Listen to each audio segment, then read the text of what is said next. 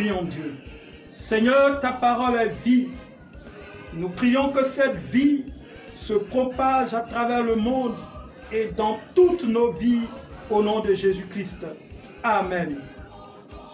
Frères et sœurs, vous qui nous recevez cet instant, recevez de la part de Dieu force, puissance, recevez de la part de Dieu assurance que vous êtes plus que vainqueurs. Nous allons nous exhorter à travers ce texte tiré du livre des Actes des Apôtres, Actes chapitre 27, versets 18 à 26. Il est écrit ceci. Comme nous étions violemment battus par la tempête, le lendemain, on jeta la cargaison à la mer. Et le troisième jour, nous y lassâmes de nos propres mains les acres du navire. Le soleil et les étoiles ne parurent pas pendant plusieurs jours, et la tempête était si forte que nous perdîmes enfin toute espérance de nous sauver. Nous n'avons pas mangé depuis longtemps. Alors, Paul, se tenant au milieu d'eux, leur dit, « Ô hommes, il fallait m'écouter et ne pas partir de Crète afin d'éviter ce péril et ce dommage. Maintenant, je vous exhorte à prendre courage, car aucun de vous ne périra et il n'y aura de perte que celle du navire. » Un ange de Dieu à qui j'appartiens et que je sers m'est apparu cette nuit et m'a dit, « Paul, ne crains point, il faut que tu comparaisses devant César, et voici, Dieu t'a donné tous ceux qui naviguent avec toi. C'est pourquoi, ô homme, rassurez-vous, car j'ai cette confiance en Dieu qu'il en sera comme il m'a été dit. Mais nous devons échouer sur une île. » Amen. Frères et sœurs, le thème que nous donnons à notre texte est le suivant. Dieu est avec nous dans la tempête. Dieu est avec nous dans la tempête.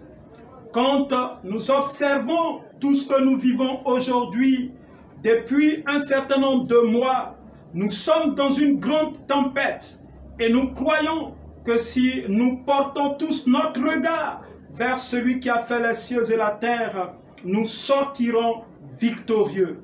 Et si donc le texte que nous avons lu nous donne une certaine assurance, nous donne une certaine force de croire davantage par la foi que quelle que soit la tempête, quel que soit l'événement que nous vivons, nous sortirons victorieux. Nous connaissons tous l'histoire de Paul.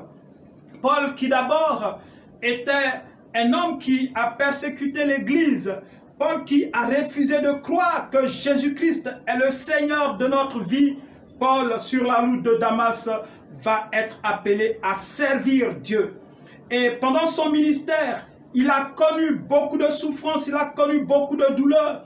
Et Paul va passer par la justice des hommes à cause de ce qu'il a choisi de servir Christ. Frères et sœurs, dans ce service donc, Paul va être condamné. Et suite à cette condamnation, l'on va déporter Paul d'Israël à Rome, en Italie. Et au cours donc de ce voyage, Paul va traverser une grande tempête. Paul va connaître une grande tempête. Oui, lors de cette tempête donc, ceux qui avaient à charge de conduire les prisonniers vont secrètement prendre une décision d'exterminer tous les prisonniers. N'est-ce pas ce que nous entendons aujourd'hui? Et Paul donc va donner l'assurance. Paul va se lever parce que divinement averti, ayant l'espérance que le Dieu qu'il a choisi de servir ne l'abandonnera pas. Paul donc donne un message d'assurance, un message de foi.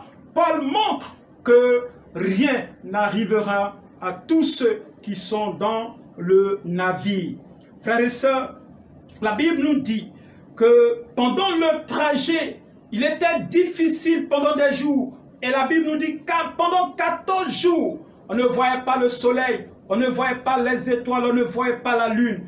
Oh frères et sœurs, c'est la situation dans laquelle nous nous trouvons depuis un certain nombre de mois. Nous n'avons pas de solution, nous n'avons pas de remède. Nous nous posons des questions. Quand est-ce que ces moments auront une fin? Frères et sœurs, ces moments auront une fin parce que Dieu est avec nous. Parce que nous avons Dieu avec nous. Ayant Dieu avec nous, l'apôtre donc prodigue des conseils d'espoir et d'encouragement à tous ceux qui étaient avec lui dans le bateau. Il leur dit ceci: oui, ayez l'assurance que nul n'aura sa vie, qui sera perdue. Pourquoi?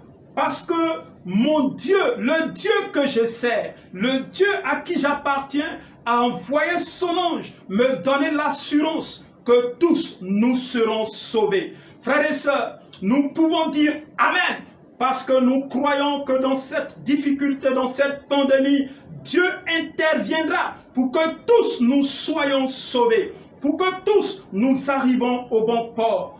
Frère, Paul s'est appuyé sur le bras puissant de Dieu.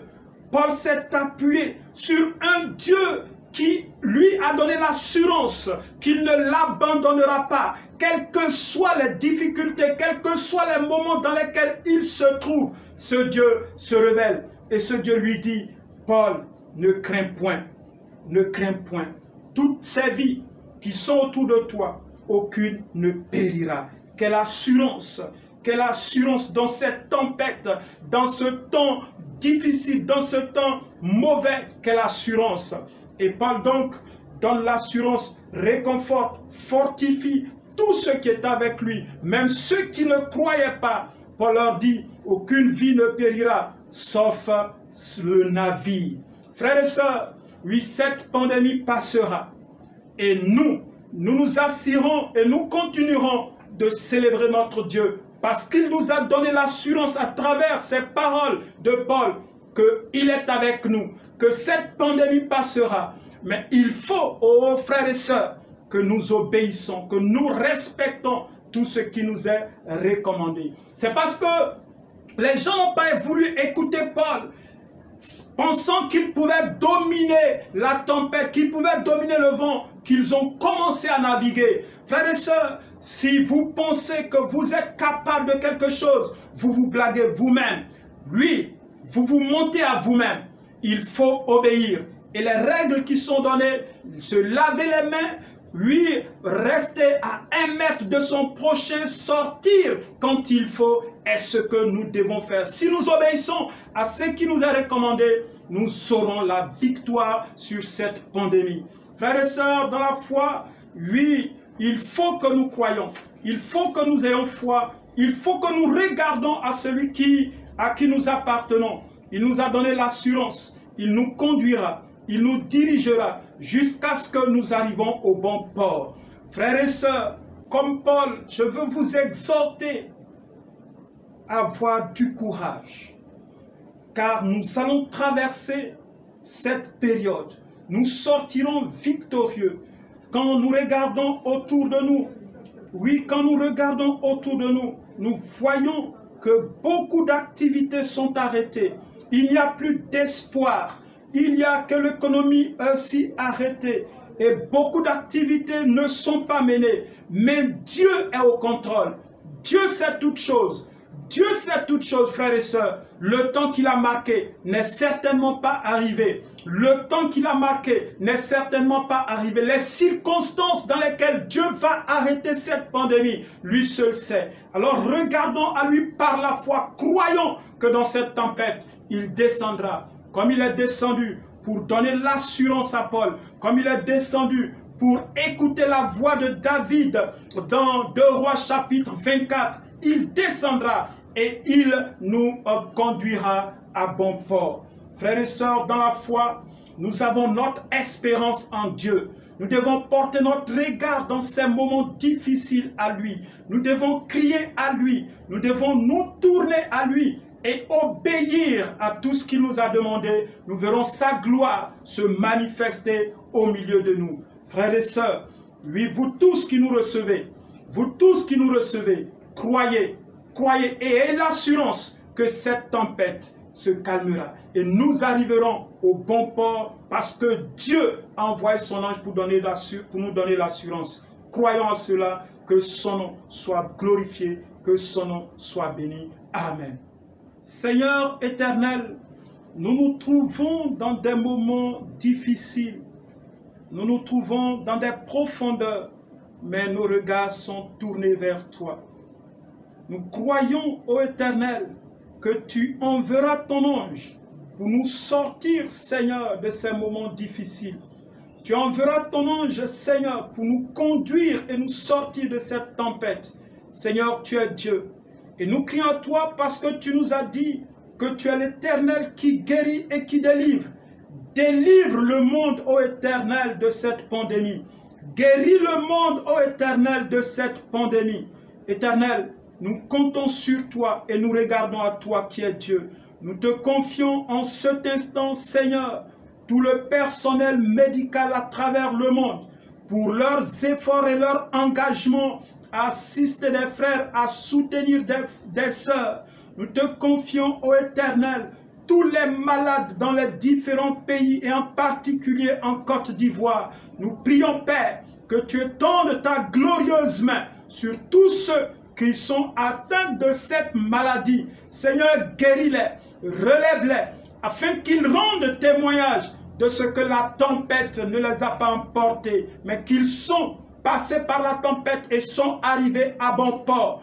Père éternel, nous te confions, toutes les familles qui en ce moment sont en train de s'inquiéter d'un de leurs, Seigneur, parce que atteint de cette maladie, du haut des cieux, étends ta main, guéris le monde au nom de Jésus-Christ de Nazareth. Père, nous nous opposons par la puissance de ton esprit à tout vent qui est contraire à ta volonté. En ce moment où nous élevons nos voix vers toi, tu as dit à Ézéchiel, est-ce que ces ossements peuvent-ils devenir une armée? Seigneur, il a dit, tu le sais. Toi seul sais, Seigneur, le temps et les circonstances qui t'amèneront, Seigneur, à guérir le monde et à bouter hors du monde, Seigneur, cette maladie. Nous te supplions, Père éternel, entends nos prières et donne gloire à ton nom. Ô Seigneur, nous te confions les autorités de la Côte d'Ivoire. Nous prions, Seigneur,